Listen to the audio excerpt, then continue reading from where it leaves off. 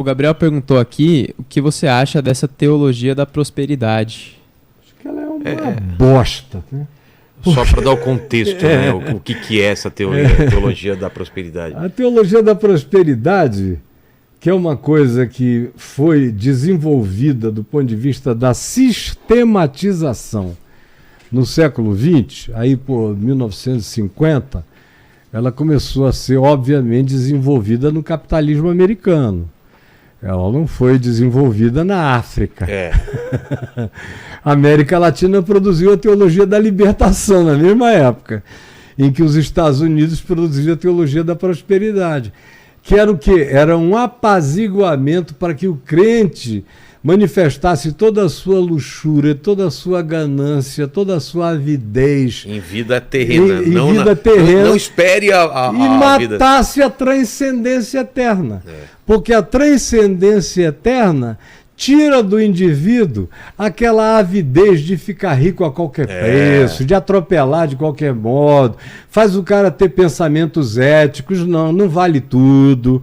Se eu tiver que chegar lá, eu vou chegar por vias naturais, normais, pela minha inteligência, pelo meu trabalho, ou pela minha frugalidade na gestão do que eu possuo, até eu ter um pouco mais de substância. E quando eu tiver, o mandamento do Novo Testamento de Jesus é: de graça recebestes, de graça dai. Quando você é enriquecido, Paulo diz, é para que você seja rico de generosidade, para com os que padecem, para com os que passam fome, para os que não conseguem romper a bolha do gueto no qual nasceram. Porque não é uma invenção contemporânea, os guetos de natureza econômico, financeira e social. Eles sempre estiveram presentes, como Jesus disse. Os pobres sempre o tendes convosco. A mim nem sempre me tendes. Ele estava dizendo isso? Quando é que ele disse? Quando uma mulher veio e derramou um produto que era caríssimo naqueles dias, de um perfume extraordinário num vaso de alabastro, caríssimo. Ninguém entende, né? Derramou sobre ele, aquele cheiro encheu a casa. Aí eles disseram, por que ela não vendeu esse dinheiro para dar aos pobres? Que era uma hipocrisia também. E Judas foi um dos caras que levantou essa questão. E aí o João diz, é porque ele gostava de ver o dinheiro entrar na cesta, porque ele mesmo metia a mão lá e tirava para si. Então, Jesus disse, ela está me ungindo para a minha morte, que está chegando, para o meu embalsamamento. Vocês vão poder fazer o que vocês quiserem pelos pobres todo dia, a vida inteira e para sempre. Mas eu não vou estar aqui todo dia com vocês. Não a molestai, deixai-a. Porque ela fez o que ela podia, ela fez o que pôde. Melhor. Ela trouxe a totalidade da devoção dela nessa expressão que ela realizou aqui. Então não a molestem, por favor. Então a teologia da prosperidade é uma construção mentirosa que só trabalha com categorias sem Jesus. Jesus não está presente na teologia da prosperidade. Claro que não. Eles trabalham com base então Deus enriqueceu a Abraão. Mas a riqueza de Abraão era uma merreca, eram algumas ovelhas e gados e não sei o quê. Não era o Bezos da Amazon, não era nada, não era o Bill Gates, não era nada, não eram 2.300 indivíduos que são proprietários de 65% do potencial de PIB da Terra. Não era essa loucura infernosa que a gente tem de concentração entre nós, de modo nenhum. Então, havia entre eles algumas pessoas que tinham mais. E aí o ensino do Evangelho é esse: se você tem mais, é para que você seja mais generoso com quem tem menos. Claro. De tal modo que quem tem mais não tenha demais. E quem tem menos não tenha de menos. Para que quem tem mais não tenha uma exacerbação de sobra que nem em muitas vidas ele vai poder usar. E quem tem menos não tenha nem para manter a vida entre o café e o almoço. Isso é de uma iniquidade inigualável. Então, o Evangelho não propõe comunismo. O Evangelho propõe equanimidade com equivalências de potencial produtivo. Jesus mesmo falou isso. Quando ele contou aquela parábola dos talentos... agora. Repete, por favor. Vou te explicar como a parábola de Jesus. Mas a frase? A frase... Ele nunca negou que existem pessoas com mais capacidade produtiva do que outras pessoas. Tá. E a parábola que ele contou foi essa, de que um certo indivíduo recebeu 10 jujubas. Talentos. Um outro recebeu 5, o outro recebeu 1. Tá. O que tinha 10 saiu e transformou os 10 em 20. Quem tinha 5 saiu, trabalhou e transformou em 10. E o cara que tinha 1 resolveu cavar um buraco e enterrar. É. Então, e lá antes dele dizer isso, ele disse: cada um recebeu talentos conforme a sua capacidade de desenvolvimento. Então, o Evangelho afirma capacidades diferentes de desenvolvimento. E qualquer outro critério científico também, por qualquer lógica científica, também trabalha com critérios de desenvolvimento. Tem gente que aprende mais rápido, tem gente que tem melhor memória, tem gente que trabalha com números melhor, tem gente que tem senso estratégico mais definido, tem gente que calcula melhor, tem gente que tem visão e perspectiva do que se está afigurando como sendo potencial novo de negócio. Então, o Evangelho não é comunista.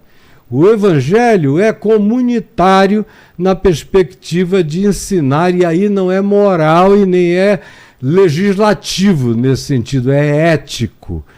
Ou seja, o Evangelho trabalha o tempo todo com a consciência ética, porque o Evangelho é uma boa nova, não uma imposição. Então, o que ele ensina é você a crer, a pensar, a entender e a discernir, para que você seja um ser e não um androide, um robô de repetições programadas. Exato. Então, o que ele ensina é: você entendeu, compreendeu o Evangelho? Como você há pouco disse, é um pessoal que não entendeu nada. Então, não dá para ser discípulo de Jesus só dizendo que crê nesse nome feito de J-E-S-U-S.